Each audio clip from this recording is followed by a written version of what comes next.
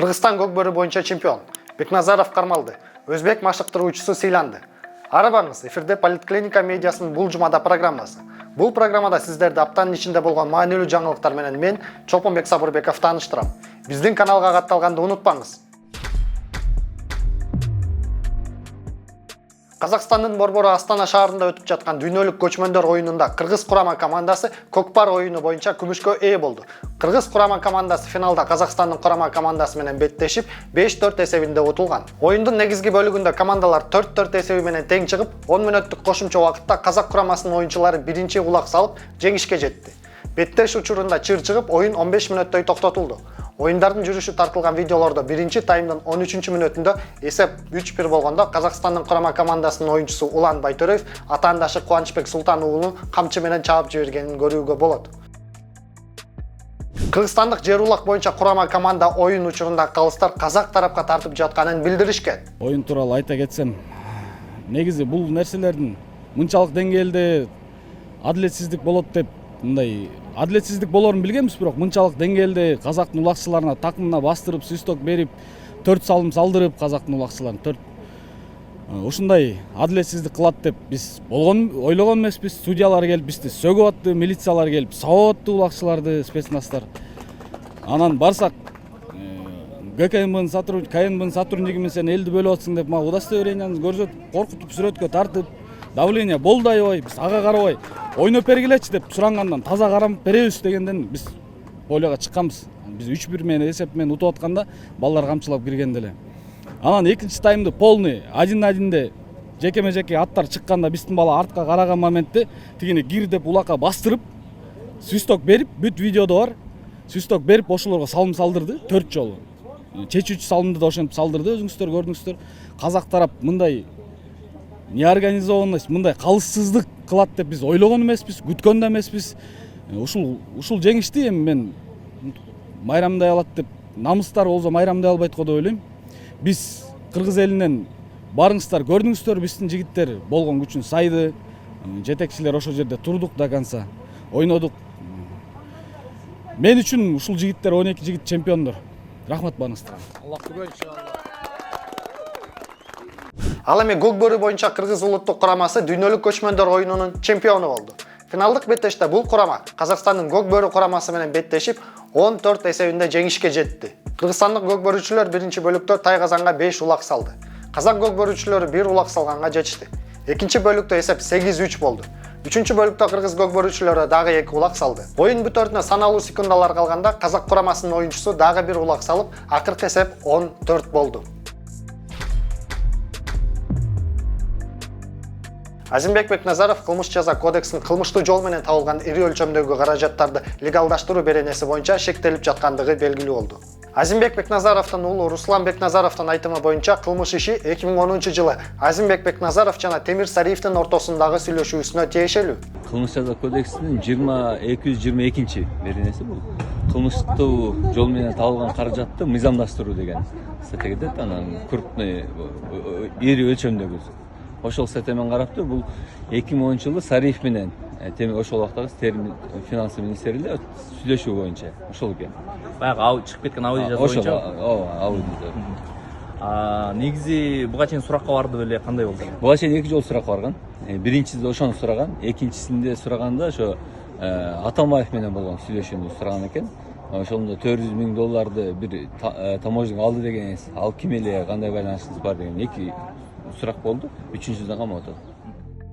Мындан сырткары Руслан Бекназаров атасына Камчыбек Ташиевдин жакын адамы телефон чалып, Кемпирабад иши боюнча кайрылуу чыгаруусун өтүнгөнүн билдирди. Мен Нургадан Аркуловду айтпадым эле. Бирөө дедим эле. Анан ал биздин жазышкан WhatsApp'тан жазышканыбызды шашылыш түрүндө өчүргөн экен, бирок мен скриндеп калгам. Ушундай бир колдоп койбойсузбу инилериңизди деген кайрылуу болуп, макул мен колдойм. Ынтымак ар дайым мен макулмун, сүйлөшүү жолу менен чечилиш керек. СИЗОдо жатканда дагы мен 4 жолу кайрылуу жолдогом ынтымакка келели деп. Азыр дагы макулмун. Деп анан болгону өзүн кайрылууну жолдосо, ал кайра оңдоп жибериптир, мен оңдоп жибердим силерге. Ушуну чыгаргыла.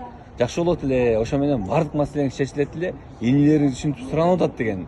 Мен жазылды, скриндеп калдым. Анан чечилет эле деди. Ал жерде 2 пункт менен ата макул болгон жок. Биринчиси эми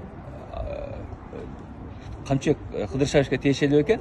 Ал мен убагында туура эмес айтып алыпмын, эмоцияга алдырып айтып алыпмын. Өзбектин баатыры деп ушундай айтып алдым.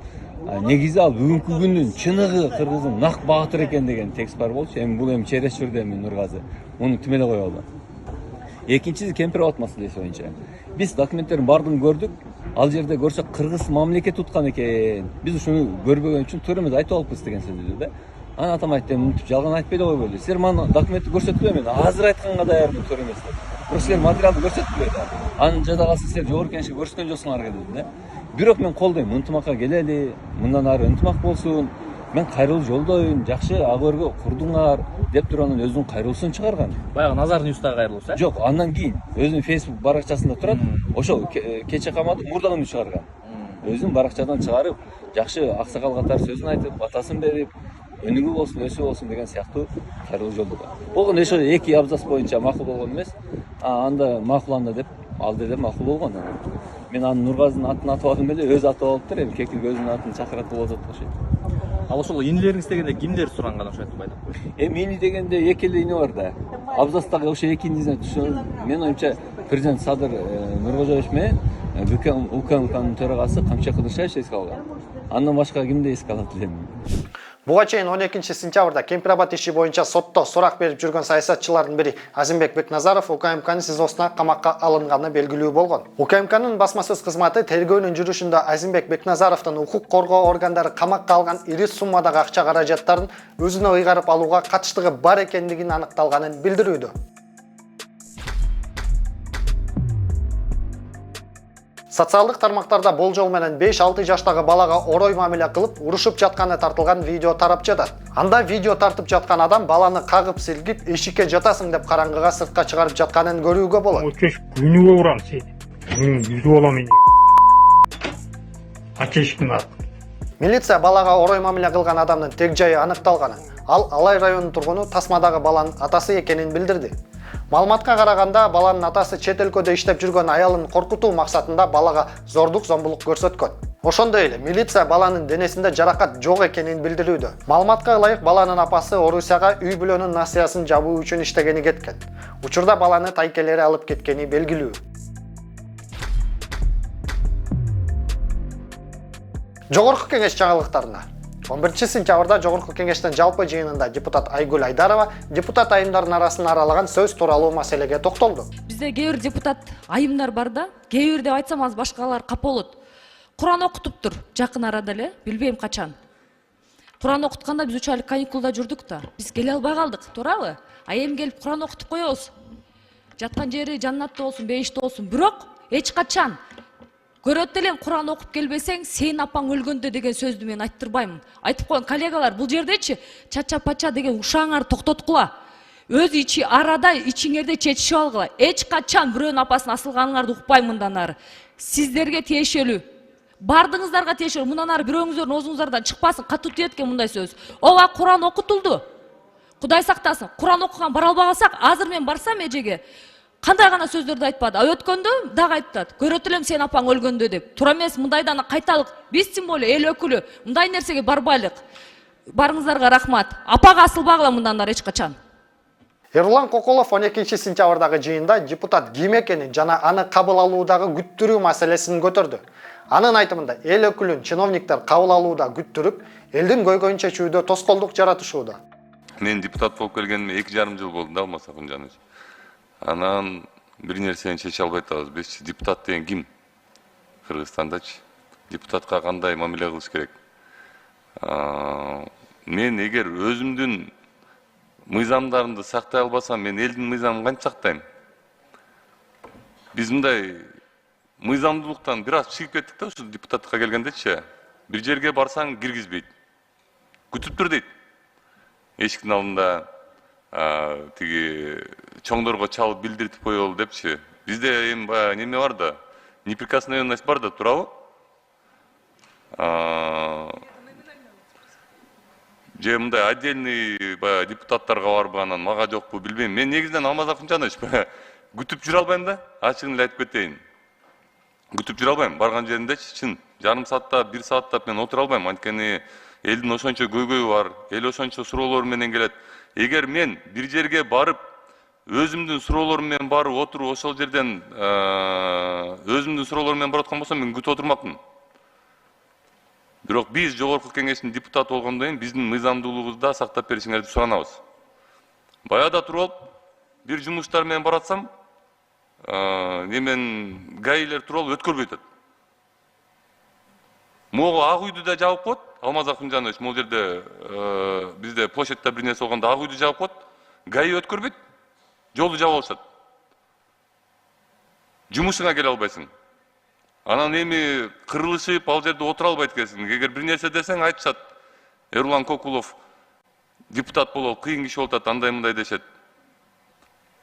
Мыйзамдуулукту суранам, Алмаз Акунжанович. Рахмат. Ал эми 12 сентябрь күнү УКМК депутат Гүлкан Молдобекованын жардамчысын кармап кеткен. Атайын кызматтын маалыматы боюнча депутаттын жардамчысы алдамчылык жана расмий документтерди жасалмалоо фактысы боюнча кармалган. Мындан сырткары кармалган жаран ортомчулук кызматын көрсөтүп, ар кандай маселелерди чечкени үчүн өлкөнүн жогорку жетекчилигинин атын жамынып, алдамчылык жолу менен жарандардын ири өлчөмдөгү акча каражаттарын алып турган. Депутат Гүлкан Молдобекова тинтүү ага тиешеси жок экенин билдирип, атайын кызмат анын иш бөлмөсүнө кирбегенин билдирди.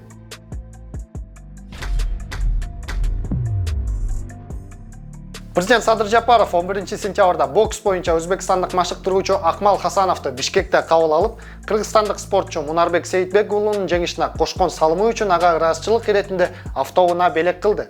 Бул тууралуу президенттин басма сөз кызматы кабарлады. Акмал Хасанов президентке ыраазычылык билдирип, Мунарбек Сейитбек уулу менен мурда көп жолу жолукканын жана анын секунданту болууга ойлонбостон макул болгонун айтып берген. Париж Олимпиадасында күмүш медаль алган кыргызстандык мушкер Мунарбек Сейитбек уулунун курама команданын башкы машыктыруучусу Данияр Төлөгөн уулу менен чогуу Акмал Хасанов жарым финалга чейин секундант катары коштоп чыккан. Кыргыз өкмөтү Кытай, Кыргызстан, Өзбекстан темир жол курулушунун уставдык капиталына 11 миллиард сом бөлөт. Бул тууралуу Финансы министрлиги жарыялаган 2025 жылга мамлекеттик бюджеттин долбоорунда жазылган. Быйыл июль айында Кыргызстанда Кытай, Кыргызстан, Өзбекстан ишканасы деп аталган компанияга атталганы кабарланган. Компаниянын негиздөөчүлөрү Кытайдын China Railway International компаниясы, Кыргызстандын Кыргыз темир жолу мамлекеттик ишканасы жана Өзбекстандын Өзбекистон темир жолдору акционердик коому экени айтылган. Бул ишкана темир жолду куруу үчүн биргелешкен долбоорлоочу компания болору кабарланган. 2024 жылы 6-июнда Бейжин шаарында Кытай, Кыргызстан, Өзбекстан темир жол долбоорун ишке ашырууну биргелешип илгерилетүү боюнча 3 өлкөнүн ортосундагы кезектеги макулдашууга кол коюлуп, долбоорду каржылоо маселеси чечилген. Жогорку кеңеш макулдашууну ратификациялоо тууралуу мыйзам долбоорун 19-июнда кабыл алып, президент Садыр Жапаров ага 27-июнда кол койгон. Бишкек шаарынын мэриясы окуу графиги жылгандан кийин тыгын азайганын билдирди. Мэриянын маалыматы боюнча Бишкекте 228 000 бала окуса, анын ичинен 90 000 бала өзү жашабаган аймактагы мектепке барат. Ошондой эле кесиптик окуу жайларда 167 000 студент окуйт. Шаар бийлиги студенттердин саат 10дон тарта окуй баштаганы да коомдук транспорттагы тыгынды азайтууга мүмкүнчүлүк берди деп эсептейт. Бирок жаңы окуу графигине нааразы болгон студенттер эски графикти кайтаруу петициясына кол топтой башташты. Ал эми жогорку кеңештин айрым депутаттары окуучуларды жана студенттерди 3 смена менен окутуу чечимин сындап, аны жокко чыгарууну сунушташты. Биз сиздерди апта ичинде болгон маанилүү жаңылыктар менен тааныштырдык. Так маалыматтарды алып туруу үчүн биздин каналга катталганды унутпаңыздар. Урматтуу көрөрман, эгер сизге биздин ишмердүүлүгүбүз жакса, бизди бул QR код аркылуу же төмөндөгү шилтеме аркылуу колдой аласыз.